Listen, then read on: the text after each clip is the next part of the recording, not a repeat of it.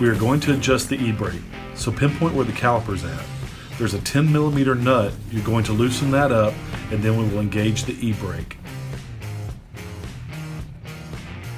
Locate your e-brake. This is your emergency brake, so after you loosen that bolt up, you want to engage it all the way up.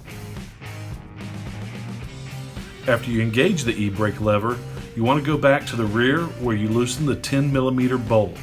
That engages and makes the spring tighten more, and that way it engages the rotor for your brake calipers to be used to e-brake.